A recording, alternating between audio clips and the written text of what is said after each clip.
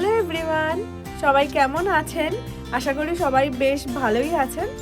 আর আজকে 24শে জানুয়ারি, মানে 23শে জানুয়ারি তো ছিল সরস্বতী পুজো, কিন্তু 23শে জানুয়ারি যেহেতু শুক্রবার ছিল, তাই আমরা শুক্রবার দিনটা যেহেতু আমাদের ল্যাপটপ ছিল, তাই আমরা শুক্রবার করতে পারিনি। আমরা সেটাই আজকে মানে স্যাটারডে করছি। আপনারা তো জানেনই যে আমরা ছোট্ট করে একটা সরস্বতী পুজো করি।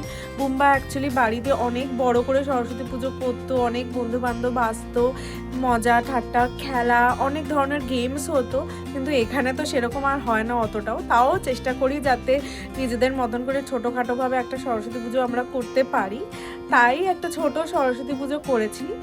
আর আজকে তো আবার সিভিয়ার ওয়েদার ওয়ার্নিং চলছে, মানে এখন ভীষণ ঠান্ডা, তাও আমি ঠকঠকেই জাস্ট কুর্তিটা পরে বেরিয়ে দাঁড়িয়েছিলাম, দেখবো যে কীরকম ওয়েদার চলছে। আজকে বিকেল থেকে খুব স্নোফল নাকি হওয়ার কথা, তো এখনও প্রচণ্ড ঠান্ডা, এখন মাইনাসে চলছে, -3 ডিগ্রি হয়তো টেম্পারেচার।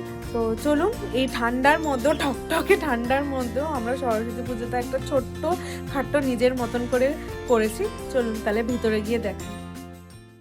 বাড়ি থেকে হাজার হাজার মাইল দূরে থেকেও এই আমেরিকার মাটিতে দাঁড়িয়ে আমরা ডিসাইড করেছিলাম যে আজ সরস্বতী পুজো করব। তাই সকাল থেকেই উঠে লেগে পড়েছিলাম পুজোর জোগাড় করতে।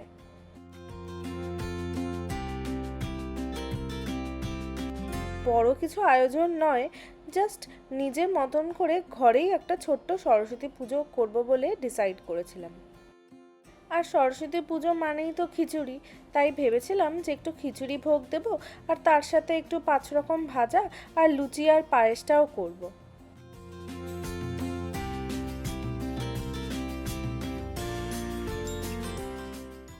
যতক্ষণ আমি ওদিকে পুজোর ভোগের আয়োজন করছিলাম, এইদিকে বুম্বা আমাদের ছোট্ট সরস্বতী ঠাকুরের ফটোটাই ভালো করে সাজিয়ে নিচ্ছিল।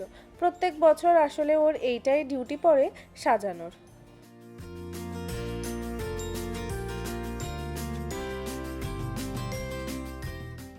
পাঁচ রকম ভাজাটা ভাজার পর মনে হলো একটু ফুলকপির তরকারিও বানাই খিচুড়ির সাথে, তাই আমি সেটাই এখানে বানাতে লেগে পড়েছিলাম।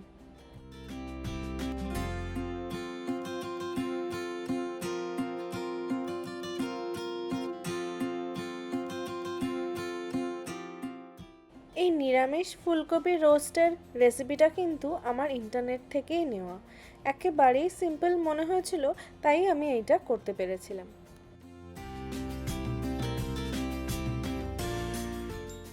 ফুলকপিটাকে একটু বেসিক মশলা দিয়ে আর একটু পোস্ত বাটা দিয়ে কষিয়ে তারপরে বাড়িতে বানানো ভাজা মশলা আর ঘি ছড়িয়েই রেডি করে ফেললাম ফুলকপির রোস্ট, আর তারপরেই গেলাম কিন্তু খিচুড়ি ভোগটা রান্না করতে।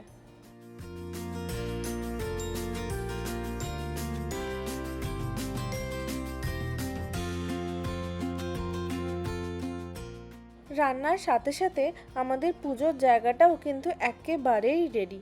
কি হচ্ছে? বেসনটা দিয়ে হবেটা কি?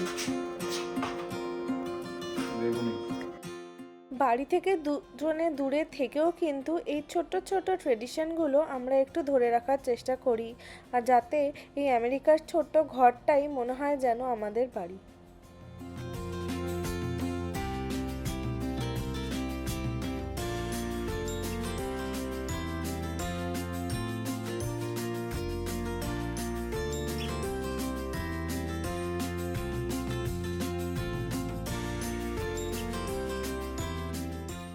এখানে তো আর বড় বড় প্যান্ডেল নেই বা মাইকের আওয়াজও নেই, তবুও যেন মনে হয় যে এই ছোট্ট করে সরস্বতী পুজোটা করলে আমরা বাড়ির অনেকটা কাছেই আছি।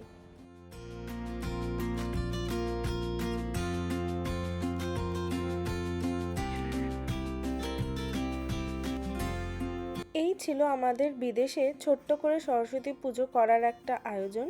যদি আমার ব্লগটা ভালো লেগে থাকে তাহলে প্লিজ একটা ছোট্ট লাইক করে দেবেন, আর ভবিষ্যতে এরকম নতুন নতুন ব্লগ দেখার জন্য আপনারা আমার চ্যানেল বং ট্রেলসটাকেও চাইলে সাবস্ক্রাইব করতেই পারেন।